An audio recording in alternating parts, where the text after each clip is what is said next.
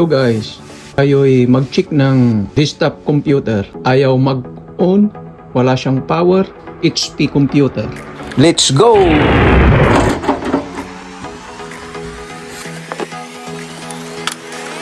Ito po ang ating unahing power supply. Ating tatanggalin at ating buksan.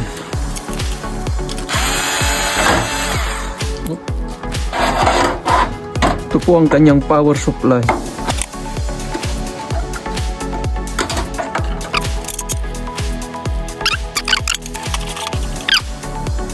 Ito po 100 volts to 127 volts 6 ampere and 200 to 240 volts 3 ampere. Yan po, naka-indicate din po dito ang kanyang supply. Yan, input 100 volts to 127 volts 8 ampere 50 to 60 hertz. 200 to 240 volts 4 ampere 50 to 60 hertz. Okay, ating i-check.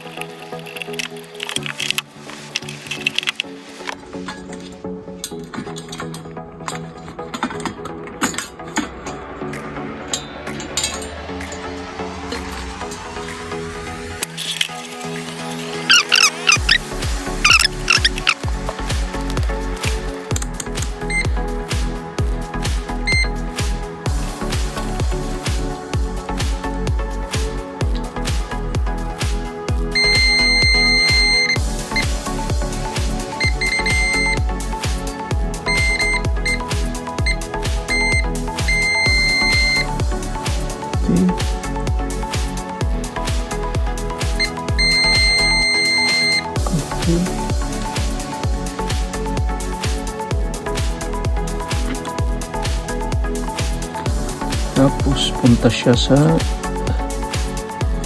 ito na siya.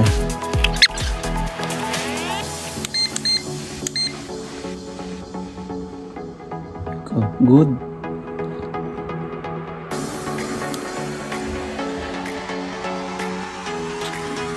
Punta dito.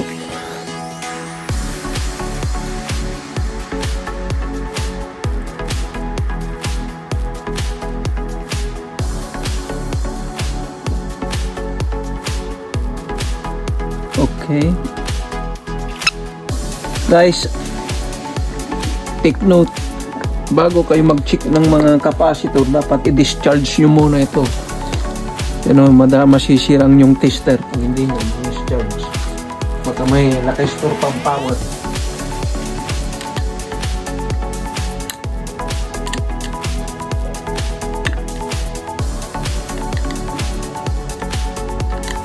Okay.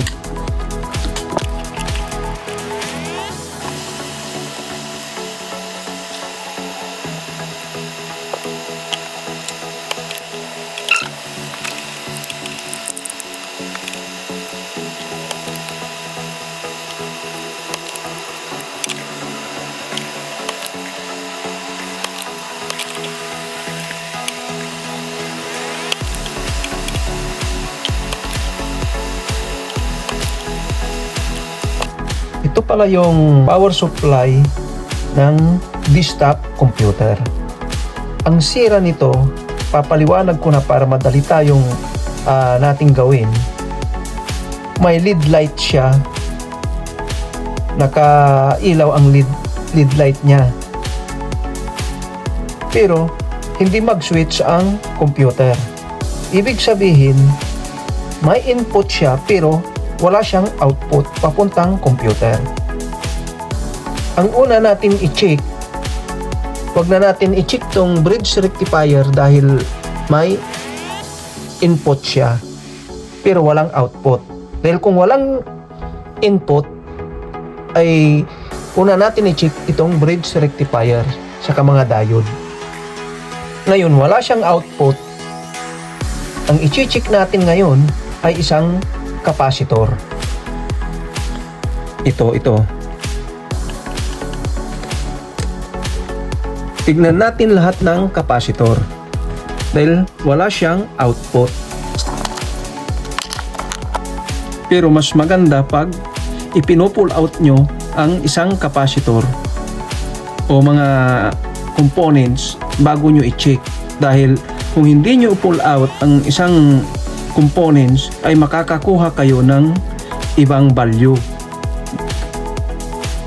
Ang pag-check ng capacitor dito sa analog ay pag pumalo siya, dapat siya'y babalik. Pag hindi siya bumalik, ay ibig sabihin ay leakage ang isang capacitor. Okay. Tingnan nyo guys, hindi bumalik. Yan o.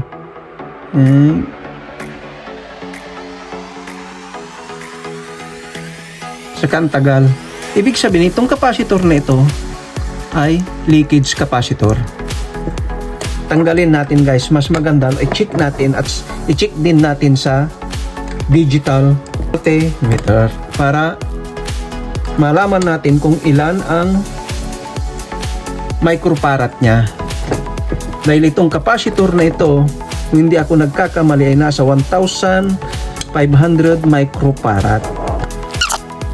Kung nakikita nyo, ang kanyang value ay 1,500 microfarad, 10 volts.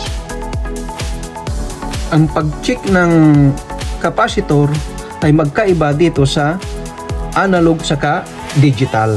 Unahin natin dito sa analog. Dapat itong capacitor na ito, pag chinik nyo,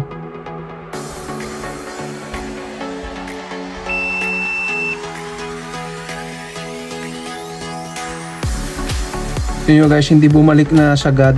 Ibig sabihin itong capacitor na ito ay leakage capacitor. Baliktarin natin.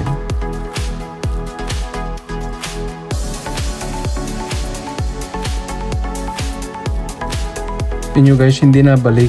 Ibig sabihin itong capacitor na to ay leakage capacitor. Sira na itong capacitor na ito. At makikita nyo rin dito sa kanyang ulo ay umumbok na. Kahit hindi nyo i-tester, basta ganunin nyo lang at umumbok ang kanyang kwan, ibig sabihin leakage ang capacitor na. I-check din natin sa digital multimeter tester para kwan. Yan.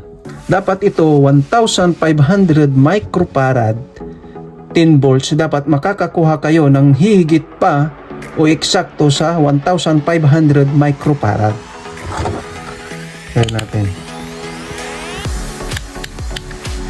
Kaya natin sa capacitor.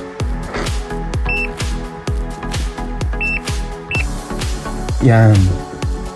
Siya ay nag-automatic na sa nanofarad siya. Tingnan natin.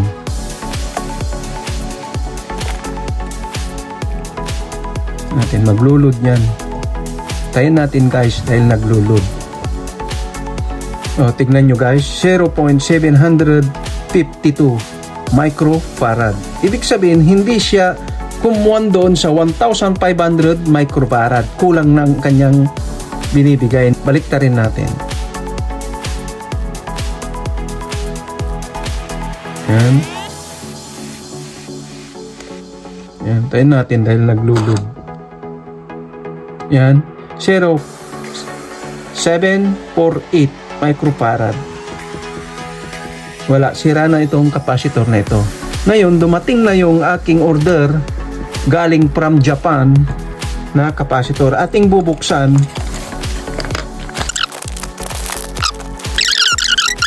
1,500 microfarad, 10 volts din. Pero parehas lang yan.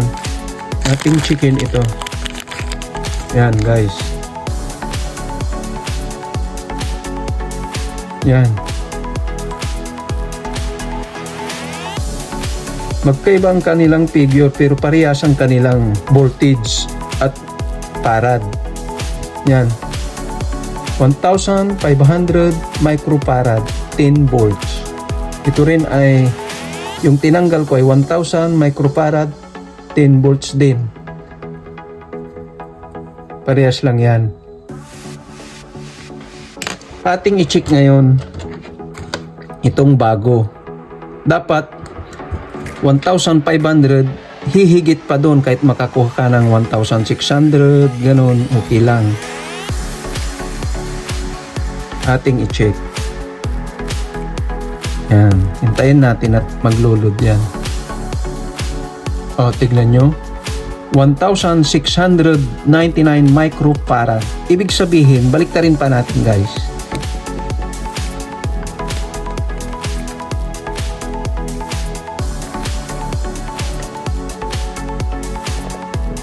Hintayin natin. Tingnan nyo, 1,716 microfarad. Ibig sabihin, itong capacitor na bago ay okay. Yan. Ito na pala yung pinalitan ko guys. Dalawang capacitor doon sa power supply na computer desktop. 220 microfarad, 10 volt, saka 1,500 microfarad, 10 volts din. Testing natin ngayon guys. Ito na. Kinabit ko na. Hindi pa nakatornilyo guys. Saksak na natin.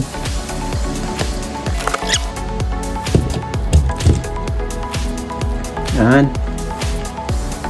Power natin. Ito pala ang on nya. Yan na guys. Buwan na.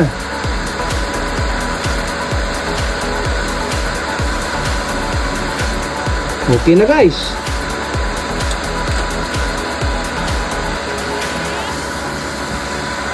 Yan na.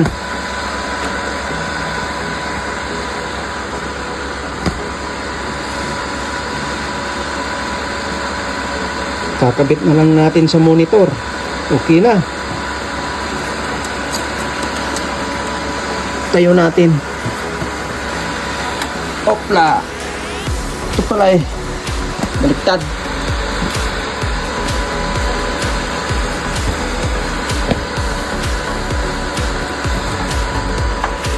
Ay kuko. Anda. Wah.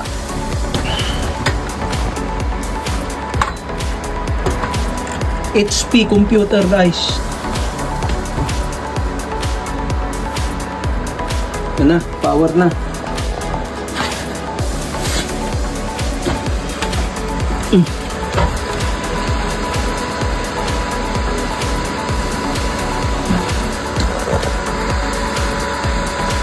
Yan, nakit na rin yun.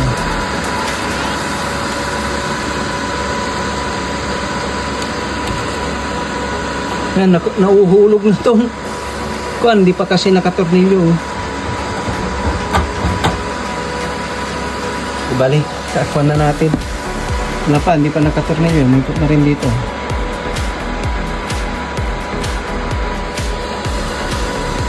Sila guys, dalawang capacitor lang.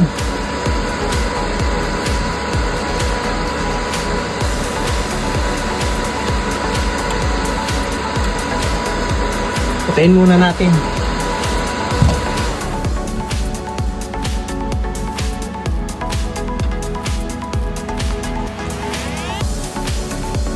Sintro natin at nahuhulog na.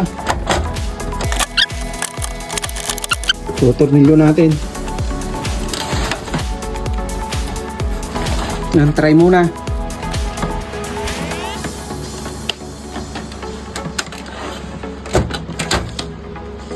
Try natin guys.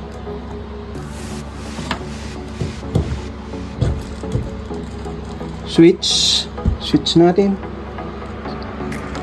Ito pala yung switch nya. Yan, try natin. Ano? Guys,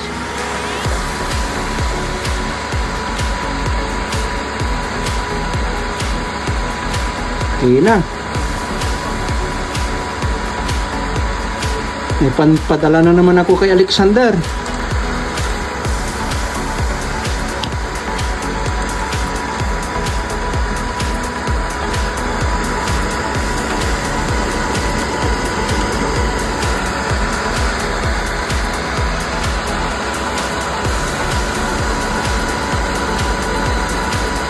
GB pa lang speed nito guys, RAM nya. Mabilis pala to. Saka ilan? 1 terabyte.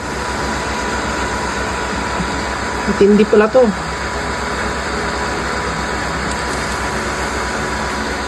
Okay. Sarado na natin. Pag may natutunan po kayo, please huwag kalilimutan mag-subscribe, like, and share, and click the notification bell para ma-notified po kayo sa susunod kong video. Thank you and God bless us.